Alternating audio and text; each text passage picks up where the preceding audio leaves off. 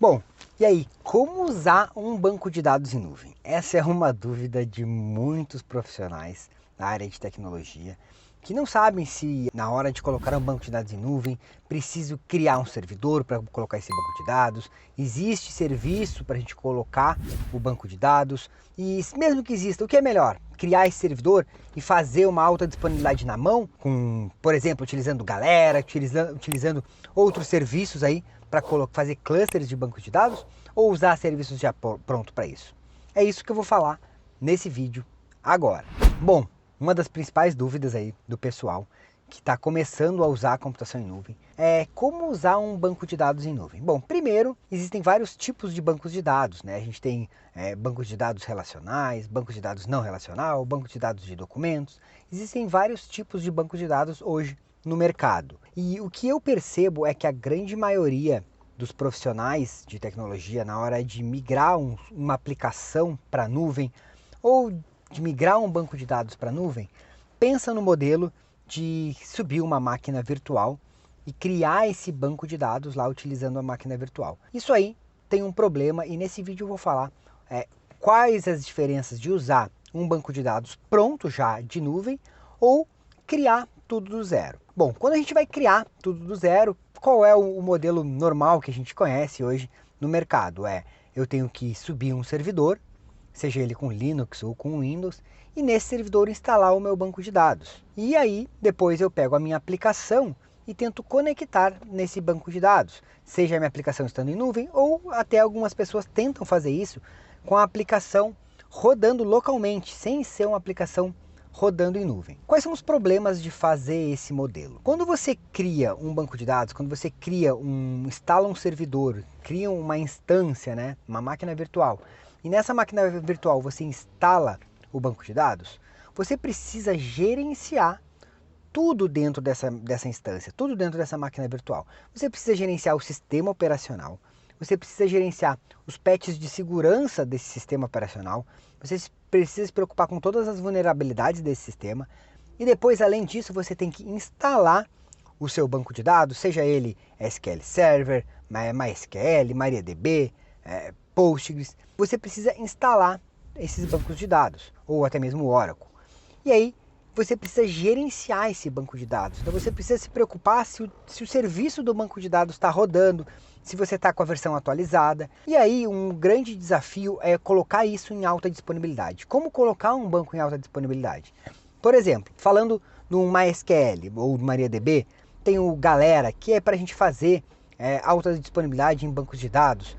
E aí você precisa instalar outros serviços, vários serviços juntos, criar um outro servidor, criar uma outra instância, e aí você precisa configurar todo esse cluster, e isso aí dá uma mão de obra, dá um trabalho bem grande, sendo que na nuvem já existem serviços prontos para isso. Serviço que você não precisa se preocupar com nada disso, eu vou falar de alguns desses serviços daqui a pouquinho, e até agora a gente está falando de banco de dados relacional. Bom, e mesmo que depois que você tenha deixado esse banco já com alta disponibilidade, você ainda precisa pensar em backup de tudo isso. E o backup também é um problema para muitas empresas. O que eu já vi de empresas aí no mercado perdendo banco de dados por não ter backup, perdendo toda uma aplicação, todo um sistema, todos os dados dessa aplicação por não ter backup do banco de dados. Isso acontece com muita frequência. E também os serviços de bancos de dados gerenciados vão ajudar nisso. Então bora lá, agora eu vou falar um exemplo de um serviço de banco de dados gerenciado que a gente tem, por exemplo, na nuvem da AWS, da Amazon. Na nuvem da Amazon a gente tem o RDS, que é o Serviço de Banco de Dados Relacional. E dentro do RDS a gente tem vários bancos de dados disponíveis, Oracle, SQL Server, MariaDB, MySQL. E junto com esses bancos de dados, a AWS tem um banco de dados que é o Aurora. O Aurora ele é 100% compatível com MySQL e com Postgre. O Postgre também tem ele como serviço na nuvem já disponível, além do Aurora. O Aurora ele tem algumas vantagens. Vou dar alguns exemplos. Quando a gente cria um banco de dados na AWS com RDS, o que acontece? Eu preciso escolher ainda uma configuração de servidor, uma configuração de instância. E quando eu digo uma configuração, memória, processamento, tipo de disco que eu quero utilizar. Já com o Aurora, que foi o banco de dados da Amazon, que eu falei que ele é 100% compatível com MySQL e com Postgres, ele existe esse banco de dados como serviço.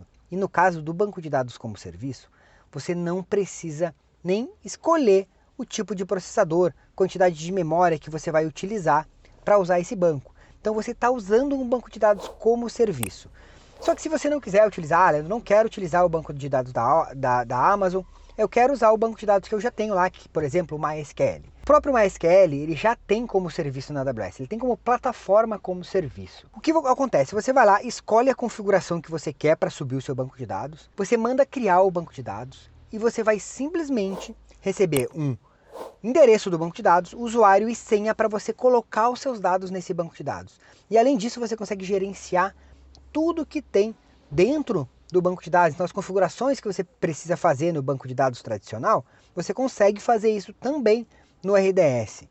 E além disso, você consegue criar alta disponibilidade. Eu acho que isso aí é uma das grandes vantagens de usar uma plataforma já de banco de dados pronta, que você não precisa instalar nada. Por quê? Porque você consegue fazer alta disponibilidade com apenas um clique. Se você marcar uma caixinha lá no RDS, ele vai replicar o seu banco de dados em 2 servidores e vai garantir a disponibilidade desse serviço sem você precisar criar mais nada. Então você consegue fazer clusters de bancos de dados simplesmente com alguns cliques. E uma outra vantagem do RDS é que você não precisa se preocupar em gerenciar nada. Tudo é gerenciado automaticamente.